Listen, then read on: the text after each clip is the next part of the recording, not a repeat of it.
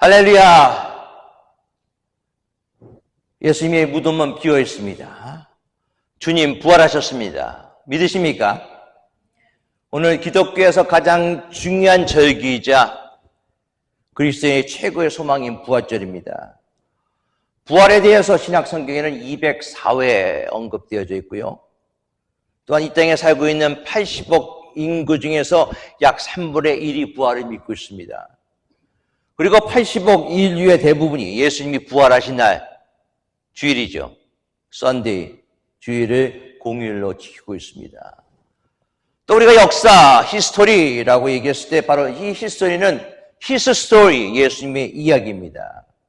예수님의 탄생을 기점으로 기원전, BC와 기원 후로 나눠집니다. 예수님이 역사의 주인이십니다. 해마다 부활절이 될 때 여러분들은 어떤 마음을 가지고 이 부활절 예배를 참석하고 있습니까? 나도 부활할 수 있다라는 그런 기쁨과 확신을 가지고 예배에 참석했습니까? 아니면 나는 믿을 수는 없지만 부활했으면 좋겠다라는 그런 마음을 가지고 오십니까? 아니면 부활은 무슨 부활? 그냥 예배나 잘 드리고 편하게 살면 됐지. 또 한 번의 주일로 여러분들 이 자리에 참석하고 있습니까? 여러분 모두 부활의 확신과 기쁨으로 예배에 참석하신 줄 믿습니다. 그리고 흔히 얘기하기를 부활절과 성탄절 설교는 짧으면 짧을수록 좋다라고 얘기하고 있습니다. 왜냐하면 부활절과 성탄절 역사적 사실이기 때문에 그렇습니다. 역사적 사실, 이미 역사적으로 증명된 사실에 대해서 길게 설교할 필요가 없다는 것이죠. 그러나 그렇다고 또 짧게 설교할 수도 없는 것 같습니다. 고린도서 15장을 부활장이라고 얘기하고 있습니다. 이 부활장을 잘 읽어보면요, 초대교회 당시에도 예수님의 부활을 믿지 못한 사람들이 많이 있어요. 그렇기 때문에 부활에 대해 사도 바울은 설명하고 있습니다.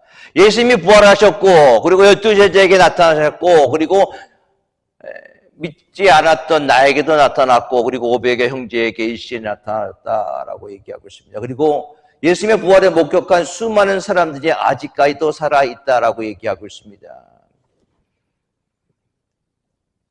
그렇게 이야기한 이유가 무엇인가? 예수님의 부활을 믿지 못하는 사람들이 있다는 것이죠. 오늘날도 예수님의 부활에 대해서 믿지 못하는 사람이 있습니다. 예수님이 부활하지 않았다라는 가지고 평생을 연구해서 예수님의 부활을 반대하는 그런 사람들도 있는 것 같아요. 불쌍한 사람이죠. 그렇다면 부활신앙이 무엇인가? 부활신앙은 나의 죄 때문에 예수님께서 이 세상에 오셔서 십자가에 죽으시고 사망 권세를 이기시고 다시 사셨다는 것을 믿는 것. 이 예수의 역사적 부활을 믿는 자로서 나도 언제든지 다시 살아나 주님께서 약속하신 영원한 날에 거하며 영생을 누리게 될 것을 믿는 것. 그것이 바로 부활신앙인 것입니다. 그런데 예수님이 살아나셨습니다. 그것은 진실입니다. 그리고 예수님이 처형당한 도시 예루살렘에 예수님이 부활하셨다라는 사실을 믿고 그 사실을 생명 걸고 외치는 사람들이 있었습니다. 그들을 통해서 교회가 형성되었다는 사실을 알고 있어요. 예수님께서 부활하셨기 때문에 교회가 생긴 것입니다.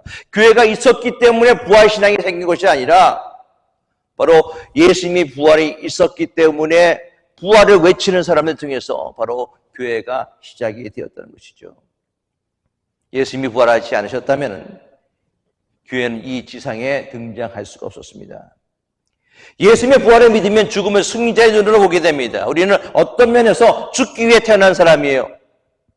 이제 죽음을 위해서 한 걸음 두 걸음 우리가 나아가고 있습니다.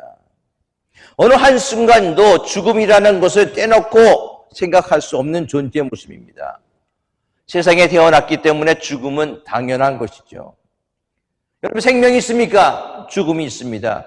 태어납니까? 죽습니다. 너무나 자연스러운 것이 죽음이에요. 생명처럼 자연스러운 것이 죽음입니다. 그러나 그 죽음을 이기신 예수 그리스도, 부활하신 예수 그리스도, 그분만이 우리를 죽음의 공포에서 벗어나게 하시고 죽음 앞에 떨지 않고 죽음을 정복하게 만드신다는 사실을 믿으시기 바라겠습니다. 그래서 이사야 25장 8절에는 예수님이 이 세상에 오실 때 사망을 영원히 멸하실 것이다 라고 얘기하고 있습니다. 또 고린도전서 15장 22절은 이렇게 기록합니다. 아담 안에서 모든 사람이 죽은 것 같이 그리스도 안에서 모든 사람이 삶을 얻으리라. 26절로 넘어가면 맨 마지막에 멸망받을 원수는 사망이다. 예수님이 마지막으로 처리할 원수가 사망이다 라고 얘기하고 있습니다. 예수님이 죽음을 이기셨기 때문에 죽음을 정복합니다. 그러므로 그리스도 안에서는 결코 죽음 앞에서 우리가 항복할 수 없다는 것이죠. 예수님은 죽음으로부터 우리를 구원해 주셨습니다. 우리는 죽음을 패배자의 눈으로 보지 않습니다. 우리는 죽음을 승리자의 눈으로 봐야 돼요. 왠지 아십니까? 죽음이 인생의 끝이 아니기 때문에 그렇습니다. 우리가 죽고 난 다음에 예수님처럼 신령한 몸을 입게 되고 육신의 몸을 입는 대신 영의 몸을 입게 되고 썩은 몸 대신 썩지 아니할 몸을 입게 되고 욕된 몸 대신 영광스러운 몸을 입게 되고 약한 몸 대신 강한 몸을 입게 되기 때문에 그렇습니다. 우리는 주님처럼 영광스러운 몸을 가지고 삽니다. 따라서 죽음을 뛰어넘어서 그 위에 있을 놀라운 하늘의 영생의 축복까지도 우리에게 안겨주시는 분이 바로 부활하신 주님이심을 믿으시기 바라겠습니다. 그래서요, 우리가 죽음을 바라보는 눈도 달라져야 돼요. 사도 바울은 오늘 본문 11절에 이렇게 얘기합니다. 어찌하든지 죽은 자 가운데서 부활에 이르려 하노니. 영어 English Standard Version에는 이렇게 기록되어 있어요. That by any means possible I may attain the resurrection from the dead. 이 말은 어떤 방법이나 수단을 써더라도 주님처럼 영광된 부활의 권능의 자리에 참여하기를 원한다는 거예요. 어떤 수단과 방법을 통해서도 예수님의 부활이 그만큼 중요하기 때문에 내가 그 부활을 소중하게 얻기를 원한다라는 것입니다. 10절, 11절에 다시 봅시다. 내가 그리스도와 그 부활의 권능과 그 고난에 참여함을 알고자 하여 그 죽으심을 본받아 어떠해서든지 죽은 자 가운데서 부활에 이르려 하노니. 오늘 10절에 가만히 보면요, 바울이 원하는 것이 있어요. 제일 처음에는 내가 그리스도와, 즉 그리스도를 아는 것입니다. 그리고 부활의 권능에 대해서 더 확실히 아는 거고요. 또 고난에 참여하는 것이 무엇인지 알고자 하였습니다. 그리고 난 다음에 12절이 되는 거예요. 어떻게 해서든지 죽은 자 가운데서 부활에 이르려 하노니. 제일 먼저 무엇이 필요합니까? 그리스도를 아는 지식이 필요하다는 거예요. 이 안다는 것은 여러분들 지식적, 여러분들의 머릿속만 아는 것이 아니라 여러분의 삶을 통해서, 여러분들의 경험을 통해서 하는 것입니다. 이론적으로 아는 것이 아니죠. 예수님과 인격적인 교제를 이야기하고 있는 것입니다.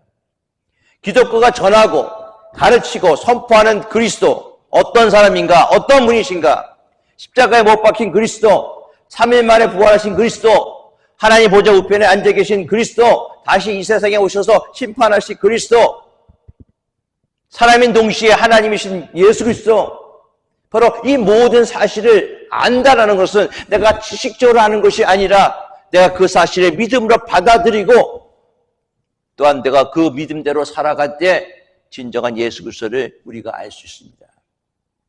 그렇게 될 때 우리가 부활의 권능을 소유할 수가 있는 거예요. 그리스도를 죽은 자 가운데 살리신 것은 하나님의 권능이다라고 얘기하고 있습니다. 성경은 부활이라고 하지 않고요, 항상 죽은 자 가운데서 살렸다라고 참 말을 많이 합니다. 죽은 자 가운데 다시 일으키신 하나님의 부활의 권능으로 우리도 썩어질 육체도 부활하게 될 것입니다. 부활의 권능은 죽음을 이기는 능력이며 믿으시기 바라겠습니다. 히브리서 35장은, 히브리서 11장 35절은 이렇게 증거하고 있어요. 여자들은 자기의 죽은 자를 부활로 받기도 하고 또 어떤 이들은 더 좋은 부활을 얻고자 하여 악형을 받되 구차히 면하지 아니하였으며. 그들이 붙잡혔습니다. 그들이 형벌이 있었어요. 형벌을 두려워하지 않았던 이유가 무엇인가? 그 상태로 나는 죽기를 원합니다 라고 그들이 그렇게 이야기하셨던 이유는 무엇인가? 그 이유에 대해서 더 좋은 부활을 얻고자 하기 위해서. 그들의 믿음에는 더 좋은 부활에 대한 확신이 있었기 때문에 그렇습니다. 부활의 권능은요, 하나님을 위하여 고난을 견디고 내 몫에 십자가를 지고 인내하며 핍박을 받을 때 온유함으로 인내하고 진리를 위하여 목숨을 요구할 때 기꺼이 아멘 하고 대답할 수 있는 것이 바로 부활의 권능임을 믿으시기 바라겠습니다. 더 좋은 부활을 믿고 사는 사람들에게 구체적으로 어떤 일이 일어났습니까? 부자가 되었습니까? 성공했어요? 건강합니까?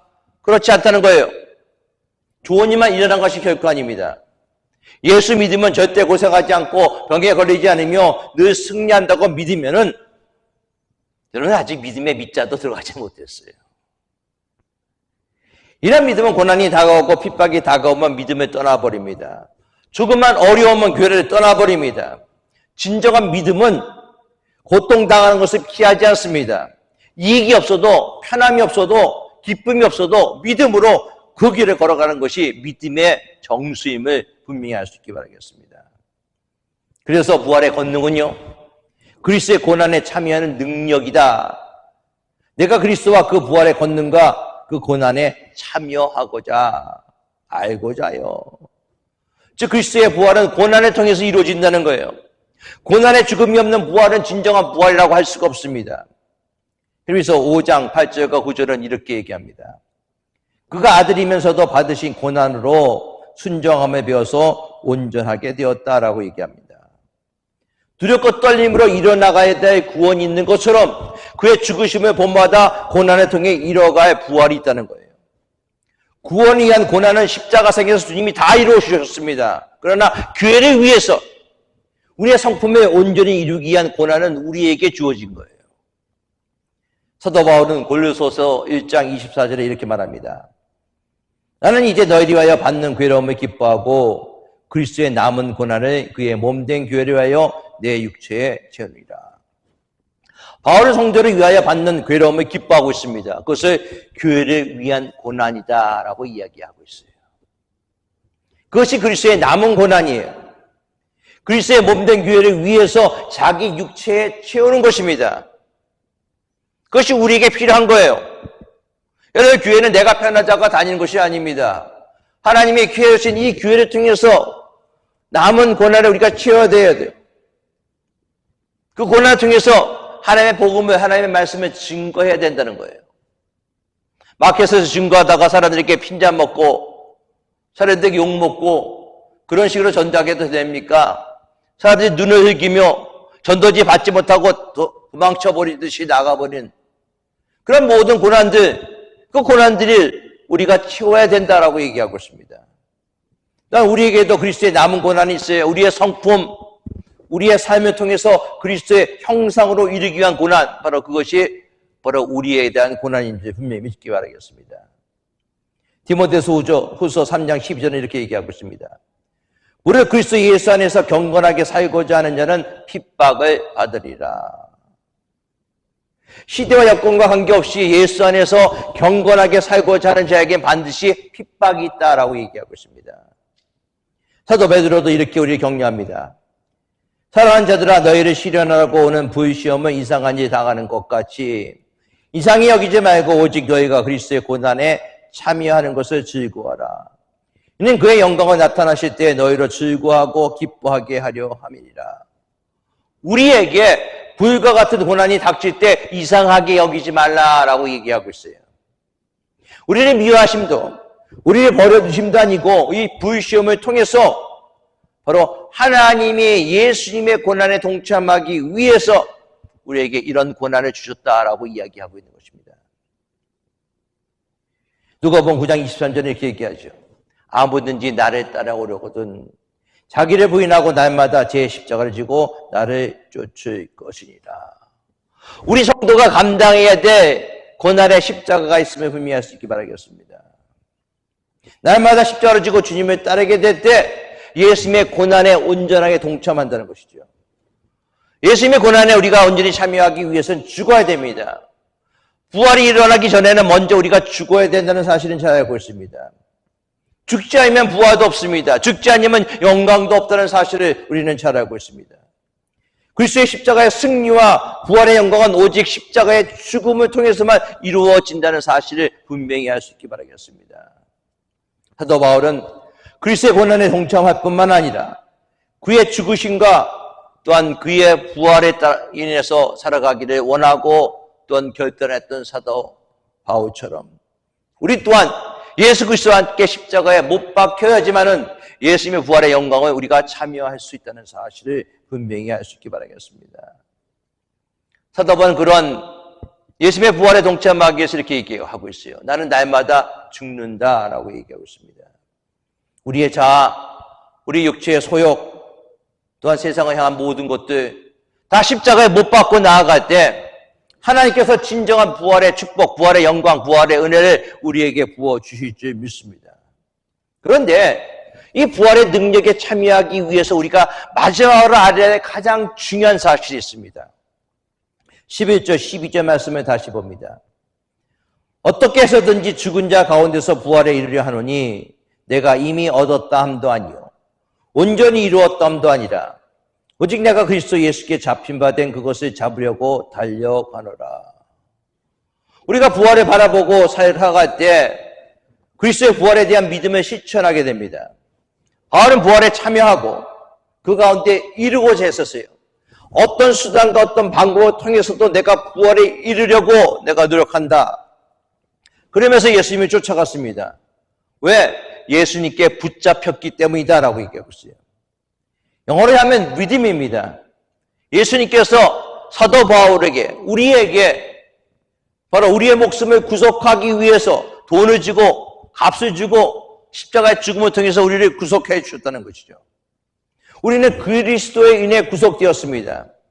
그렇게 목숨을 건지게 된 사람으로서 하나님을 따라간다는 거예요. 예수님을 따라간다는 것입니다. 그것이 부활을 실천하는 거예요. 자, 그런데 어떻게 부활하신 예수님을 따라가야 되느냐 이것입니다. 신앙생활이 무엇입니까? 달려가는 것이 신앙생활이에요. 오늘 14절에도 부름의 상을 위하여 달려가노라 라고 얘기하고 있습니다. 달리는 것입니다.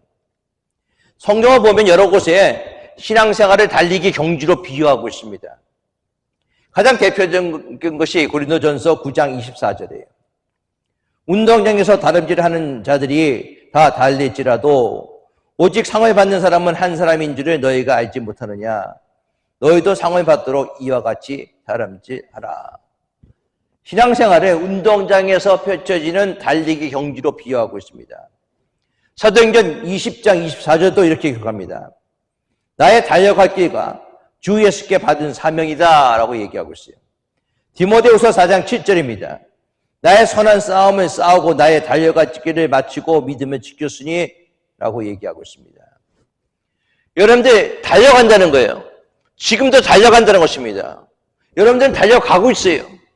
끝이 아닙니다. 아직까지도 여러분들 신앙의 레이스가 남아있다는 거예요. 근데 주변에 보면요, 어떤 분들은 달리기를 멈춘 분들이 있습니다. 달리기 하다 보면 숨이 차요. 그렇죠? 힘듭니다. 더 이상 달리고 싶지 않을 때가 분명히 있습니다. 신앙생활을 할 때 영적으로 탈진된 그런 상태가 있을 수가 있어요. 너무 피곤하고 무릎이 연약하고 믿음의 경지에서 그만 중단하고 싶습니다. 성경도 읽기 싫고요. 교회에도 다니기 싫고 또한 교회에서 오는 모든 전화도 받기가 싫습니다. 교회 일을 생각하면 머리가 지근지근 아프고 괜히 짜증만 납니다.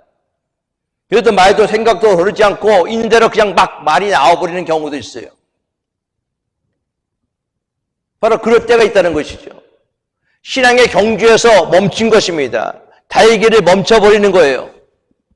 또 멈춘 이유는 또 어떤 이유인지 아십니까? 나는 이제 다 안다. 다 해봤다. 제자 훈련, 단기 선교, 교회 봉사 이미 다 해왔고 이제는 달리기보다는 걸어가도 된다라고 생각하는 분도 계십니다. 신앙의 여정은 여러분들 달리기예요. 걸어가라고 얘기하고 있지 않습니다. 이제는 걸어도 돼. 이제는 조금 더 천천히 걸어도 돼 라고 생각하는 것이죠. 그런데 걸어가는 뿐만 아니라 기어가는 분도 계세요. 여러분 신앙생활은 걸어가 그런 일이 아닙니다. 적당히 기어가면서 할 일이 아닙니다. 최선을 다해야 하는 일이에요. 사도 바울은 그것을 얘기하고 있습니다. 빌립보서는 옥중서신입니다. 바울이 갇힌 감옥도 달려가는 것을 멈출 수가 없어요. 바울을 둘러싸고 있는 답답한 환경도 달려가는 것을 멈출 수가 없었습니다.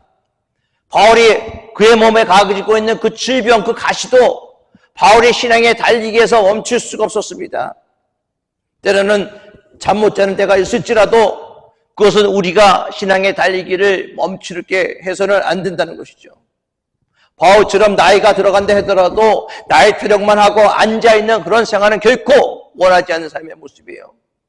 그 모든 것을 다 극복하고 목표를 향해서 예수 그리스도의 표대를 향해서 내가 끝까지 달려간다라고 얘기하고 있습니다. 이것은 여러분들 육체적으로 달려가는 그런 거 아니죠. 여러분들의 마음이 그런 마음이 돼야 된다는 거예요. 이제는 안 달려가도 돼. 이제는 걸어가도 돼. 이제는 앉아있어도 돼. 이제는 기어가도 돼. 그런 모습이 아니라 마지막 때까지 열정을 가지고 표대를 향해서 달려가는 그런 모습들. 사도 바울은 내가 온전히 이루었담도 아니고 내가 잡은 줄로 여기지 아니하고 쉽게 얘기하면은 현재 내가 만족하지 않겠습니다. 현재에 안주하지 않겠습니다. 내 현재 있는 상황이 아무리 만족스러운 것이라 하더라도 내가 다 이루었어요. 교회 직분 받을 대로 다 받았습니다. 이제는 장로 받았기 때문에 아무것도 안 해도 돼. 이제 은퇴 장로이기 때문에 아무것도 안 해도 돼. 여러분들 그런 분도 계세요. 장로 받기 전에는 교회 열심히 봉사합니다. 청강교회에서 여기저기 몇씩 봉사합니다. 일단 장로 다 받고 난 다음에 옛날에 그 봉사했던 것은 점점 식어지기 시작합니다. 장로 받기 위해서 봉사한 거죠. 이 정도 신앙생활 했으면 됐어. 현재 상태에 만족하고 있는 거예요. 그런데 그렇게 돼서는 안 된다는 거예요. 사도 바울은 부활의 신앙을 가진 자는 현재에 만족하는 신앙이 아니라고 얘기하고 있습니다. 부활의 신앙을 가진 자는 현재에 만족하는 것이 아니라 미래를 바라보고 미래를 향해서 계속 달려가는 그런 모습입니다. 여러분 사도 바울이 얼마나 놀라운 경지에 올라갔습니까? 그런 환상으로 여러분들 천국까지 간 사람이에요. 그런 놀라운 기적을 이루었습니다. 하나님의 말씀을 놀랍게 증거했습니다. 그런데 그런 사도 바울이 얘기하고 있는 거예요. 나는 내가 이루었다고 생각하지 않는다. 나는 현재에 만족하기를 원치 않는다. 현재에 안주하기를 거부했습니다. 여러분들 현재 안주하면은 영적인 비만증이 걸릴 수밖에 없어요.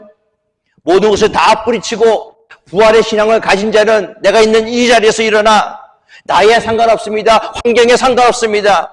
그 자리에 일어나 하나님의 표대를 향해서 나아가는 그런 모습이 우리에게 필요하다는 것이죠. 사랑하는 여러분, 바울과 같은 자세가 우리에게도 필요합니다. 부활이요? 부활절을 맞이했습니다. 예수님 부활하셨습니다. So what? 아는 것으로 끝마쳐서는 안 된다는 거예요. 사도 바울은 내가 부활에 이르려고 하노니 이제는 내가 그 이르려는 것을 위해서 내가 얻은 것도 아니고 내가 가진 것도 아니고 계속적으로 부활을 얻기 위해서 부활의 능력은 네 삶 속에 나타나기 위해서 내가 달려간다라고 얘기하고 있습니다. 여러분 현재에 안주하지 않게 바라겠습니다. 우리도 그래야 됩니다. 그러기 위해서는 과거에 있는 것들 다 잊어버리세요. 내가 얼마만큼 했다라는 거 잊어버리십시오. 이만큼 해나왔다라는 것도 잊어버리시기 바라겠습니다. 과거에 내가 해놓은 것을 자꾸만 생각하면은 여러분들 앞으로 나아갈 수가 없습니다. 혹시 여러분들 가운데 실패하고 상처 있고 원한을 갖고 있는 분 계십니까? 과거의 잘못된 판단 때문에 현재까지 고생하는 분 계십니까? 얼마나 분통 터집니까? 괴롭습니다. 원망스럽습니다. 그런데 과거는요, 파괴적인 힘을 가지고 있어요. 과거를 들먹이는 것이 아니라 하나님이 미래에 앞으로 여러분 중에서 어떤 일을 행하실까? 부활하신 예수 그리스도의 부활의 능력이 여러분 중에서 어떻게 일어날까? 그것을 바라보며 살아가는 모습이 될 수 있기 바라겠습니다. 그것이 바로 우리가 부활의 능력을 소유하기 위해서 필요한 것이에요. 우리는 경주를 하는 사람들이 가만히 보면요, TV에서 중계를 하잖아요. 뭐 마라톤 중계하든가 하면은 제일 앞에 있는 사람만 보여줍니다. 그렇죠? 1등, 2등 뭐 앞에 있는 선두 그룹. 제 뒤에는 꼴찌로 들어오는 사람은 카메라에 중계에 잡히지 않습니다. 제일 앞에 뛰는 사람을 주목합니다. 마찬가지입니다. 예수님도 많은 성도들이 있지만 자기를 기쁘게 하고 자기가 원하는 사람이 되기 위해서 남보다 먼저 뛰는 사람을 주목할 수밖에 없어요. 그런데 예수님이 앞에 뛰는 사람만 주목하면 안 되겠죠? 예수님도 차별이죠. 예수님은 앞에 뛰는 사람뿐만 아니라 제일 꼴찌에 뛰는 사람도 주목하고 계시다는 사실을 알 수 있게 바라겠습니다. 모든 선수들이 다 결승점을 다 통과했지만은 끝까지 포기하지 아니하고 다리를 절룩절룩거리며 또한 뛰는 것이 아니라 걸어가는 것처럼 기어가는 것처럼 끝까지 신앙의 경지에서 포기하지 않는 그 꼴찌도 하나님은 예수님을 주목하고 계시다는 거예요. 2016년 6월 14일에 브라질의 리우 올림픽이 있었습니다. 바로 2016년 6월 14일은 여자 마라톤 결승이 있었던 날이에요. 시계는 낮 12시 50분을 가리키고 있습니다. 레이스가 시작된 지 3시간 20분이 지난 이때 마지막 선수 한 명이 들어오고 있어요. 그 마지막 여자 선수의 이름은 리 라니 44세 캄보디아 선수였습니다. 관중들은 피니시 라인을 통과한 마지막 꼴찌에게 아낌없는 박수를 보냈습니다. 그녀의 기록은 3시간 20분 20초.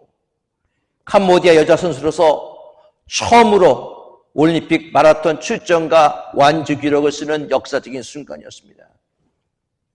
그녀는 이날 여자 마라톤 경기 133번째이자 마지막 꼴찌로 완주하였습니다. 제일 먼저 꼴이 난 케냐 여자 선수의 기록이 2시간 24분 04초에는 56분 거의 1시간 정도가 뒤쳐져 있습니다. 하지만 끝까지 포기하지 않냐고 그녀는 마라톤을 완주하였습니다. 그녀가 마라톤을 완주할 수 있는 마라톤을 처음 배웠던 그것도 굉장히 기사거리가 되었습니다. 올림픽 무대에 서기까지 그녀는 험난한 삶을 살아왔어요. 어려서는 캄보디아 공산주의 정권에서 수백 명이 학살당하는 킬링필드에서 살아남았습니다. 가족의 뿔뿔이 흩어져서 고아가 되었고 적십자의 도움으로 9세 때 프랑스 가정에 입양되었고 프랑스에서 생물학 박사학위를 받고 조국 캄보디아에 들어와서 전염병을 퇴치하겠다라는 그런 마음으로 캄보디아에 들어와서 바로 의사로서 또한 삶을 살아왔던 모습입니다. 그녀가 마라톤에 처음 맺은 인연은 34세 때였어요. 에이즈 환자 치료 기금을 마련한 마라톤 행사에 참여했다가 마라톤의 매력에 빠져서 그리고 마라톤에 그런 전문적으로 나아가기 시작했습니다. 코치도 하나도 없는 그런 상황 속에서 마라톤을 즐기기 시작했어요. 아까도 얘기했지만 나이 44세 때 끝까지 포기하지 아니고 마지막 마라톤 마지막 완주자로 133번째 완주자로 그녀는 결승선을 통과하게 됐다는 것입니다. 그녀의 이야기는 우리에게 무엇을 얘기하고 있습니까? 우리의 신앙의 달리기는 포기해서는 안 된다는 거예요. 1등으로 들어오면 더 좋습니다. 그러나 마지막 꼴찌를 하더라도 그 신앙의 달리기를 결코 중단하지 않는 여러분들의 모습이 될 수 있기 바라겠습니다. 포기하지 마세요. 주저하지 마십시오. 얻었다 함도 아니고 이루었다 함도 아니다라고 사도 바울은 얘기하고 있습니다. 우리는 뜻대로 행해서 그저 달리기만 하면 됩니다. 부활의 주님이 이 모든 어려움을 극복할 수 있는 힘을 우리에게 분명히 주실 것입니다. 여러분에게 병이 있습니까? 남모르 개인의 상처와 고통이 있습니까? 여러분들에게 무거운 십자가의 짐이 있습니까? 걱정하지 마세요. 내가 주님을 기쁘시게 하기 위해서 표대로 행해서 달려가기만 하면은 부활의 주님이 그 모든 것을 이기고도 남은 새 힘을 우리에게 부어 주실 것입니다. 초대교회 성도의 삶과 지금 우리의 삶을 한번 비교할 수 있게 바라겠습니다. 너무 변질되고 너무 오염이 된 삶을 우리가 살아가고 있습니다. 교회 다닌다고 하면서 예수님의 십자가 부활에는 별로 관심이 없는 사람처럼 보입니다.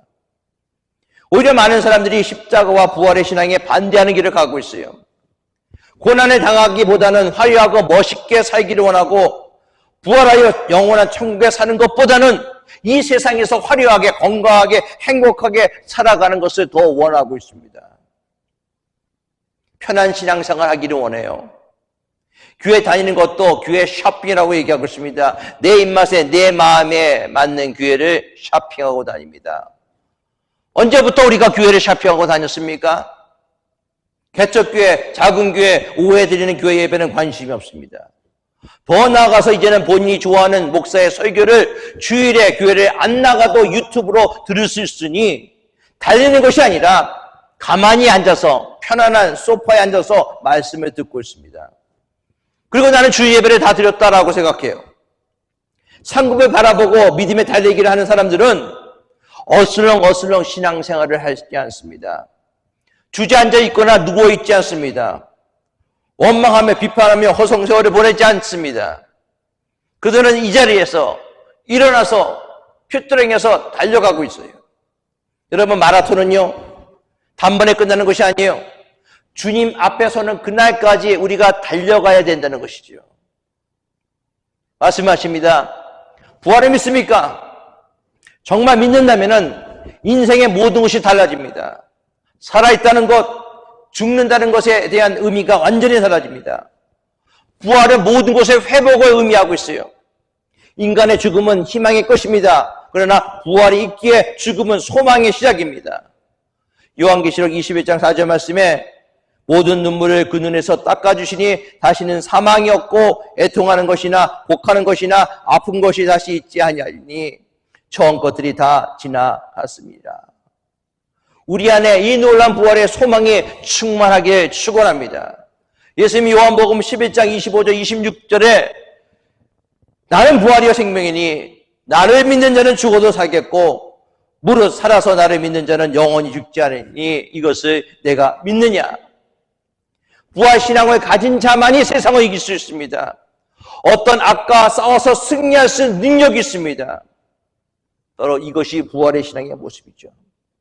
사랑하는 성도 여러분, 주님 앞에 마지막까지 선 그날까지 내가 온전히 이루었담도 아니고 가졌담도 아니고 사도 바울처럼 내가 부활을 얻기 위해서 부활에 이르기 위해서 마지막까지 달려가기를 멈추지 않는 그 믿음이 여러분들에게 임하기를 예수 그리스도의 이름으로 축원합니다.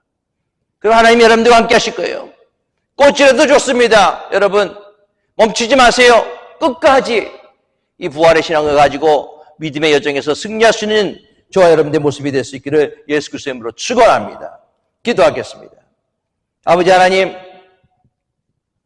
사도 바울은 부활에 이르려 하노니 부활에 이르기 위해서 예수 그리스도를 알고 부활에 이르기 위해서 그는 십자가에 죽기를 맞이하지 않았고 부활에 이르기 위해서 그에게 닥친 모든 고난도 아버지 피하지 않았던 사도 바울처럼 또한 그가 얻었단도 아니고 획득한도 아니고 오직 부활에 이르기 위해서 마지막까지 달려갈 길을 다해 달려가는 사도 바울의 모습처럼 우리 믿음의 귀한 성도들 부활의 신앙을 가지고 끝까지 달려감을 멈추지 않고 승리할 수 있는 믿음의 귀한 성도들 다 되게 허락하여 주시옵소서. 우리 주 예수 그리스도의 이름으로 기도드리옵나이다. 아멘.